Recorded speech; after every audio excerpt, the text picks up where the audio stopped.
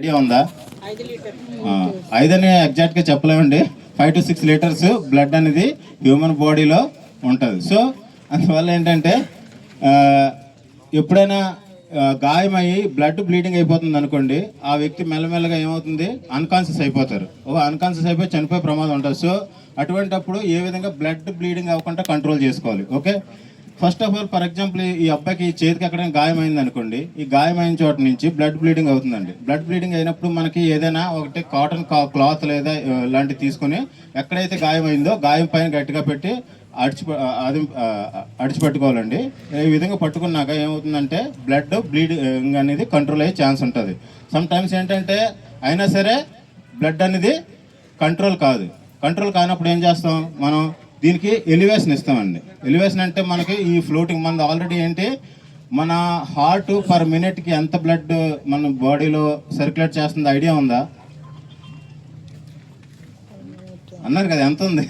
5 litres అని చెప్పారు కదా. 5 లీటర్స్ బ్లడ్ని మన హార్ట్ పర్ మినిట్కి బాడీలో సర్క్యులేట్ చేస్తుంది. సో అటువంటిప్పుడు ఏంటి, ఈ పట్టుకున్నప్పుడు ఇది మనం ఎలివేషన్ ఇవ్వాలండి. ఎలివేషన్ ఇచ్చినప్పుడు ఏమవుతుందంటే బ్లడ్ అనేది ఫ్లోటింగ్. ఇప్పుడు ఫర్ ఎగ్జాంపుల్ మీకు సింపుల్గా చెప్పాలంటే ఒక వాటర్ పైప్ ఏదైనా గార్డెన్ ఏదైనా ఉంటే వాటర్ పైప్ ఒకటి పెడతామండి.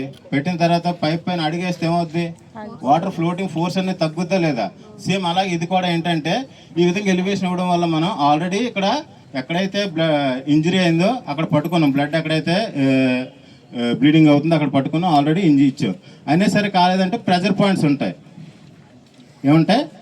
Pressure points. సో ప్రెజర్ పాయింట్స్ని గట్టిగా కొంచెం మనం అడిచిపట్టుకోవాలండి. ఈ విధంగా అయినా సరే కంట్రోల్ కాదంటే, ఎలివేషన్ ఇచ్చా కూడా బ్లడ్ అనేది కంట్రోల్ కాకుండా బ్లీడ్ అవుతుందంటే అప్పుడు మాత్రమే ఈ ప్రెజర్ పాయింట్స్ పట్టుకోవాలి. చాలామంది ఏం చేస్తారంటే మనకి పైన ఎక్కడైతే ఇక్కడ బ్లడ్ కారుతుందని సరికి పైన కట్టేస్తారు గట్టిగా. ఈ విధంగా కడతారు కదండి. ఇలా ఈ విధంగా కట్టరాదు. ఎందుకంటే ఈ విధంగా కట్టడం వల్ల మన బాడీలో ఇంకోటి ఏంటంటే మనం ఆక్సిజన్ తీసుకుంటాం. మనం ఎంత ఆక్సిజన్ తీసుకుంటాం ఎవరికైనా ఐడియా ఉందా? లేదండి, మనం 21% ఆక్సిజన్ ఇన్హేల్ చేస్తాం, అలాగే 16% ఎగ్జైల్ చేసేస్తాం, అంటే బయటికి వివిధ రూపాల్లో వెళ్ళిపోతుంది. సో ఇంకొక ఎంత 5% ఉంటుంది. ఆ 5% బాడీ ఆక్సిజన్ అవుతుంది, మన బాడీలో ఉన్న బ్లడ్ని ఏం చేస్తుంది, బాడీ అంతా ఆక్సిజనేటెడ్ బ్లడ్ని సర్క్యులేట్ చేస్తూ ఉంటుంది.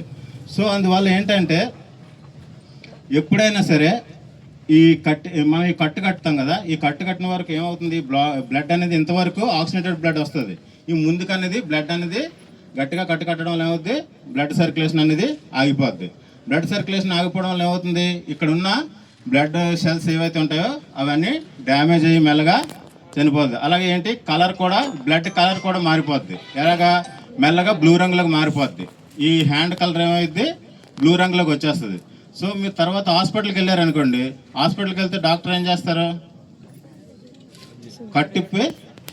కట్టిప్పితే ఏమవుద్ది, ఆల్రెడీ మీకు ఇదంతా ఏమైంది, పాయిజన్ అయిపోయింది. సో ఈ బ్లడ్ లోపలికి వెళ్తే మొత్తం ఉన్న బ్లడ్ కూడా పాయిజన్ అయిపోతుంది. సో ఇంతవరకు వాళ్ళు మనకి చెయ్యని తీసేయాల్సిన పరిస్థితి అవుతుంది. సో అందువల్ల ఎప్పుడు కూడా గట్టిగా ఇటువంటి దెబ్బలు తగిలిన వెంటనే కట్టులన్నీ కట్టరాదండి. ఓకే, మనకి మాక్సిమం పాము కరిసిన కట్టేస్తారు, లేదా బ్లడ్ చిన్న ఏదైనా కట్టేస్తారు, ఇవన్నీ కట్టరాదు. ఓకే, సో ఆ విధంగా దీన్ని కట్టకుండా మనం ఉంచాలండి. ఓకే, నెక్స్ట్ ఒకవేళ హెడ్కి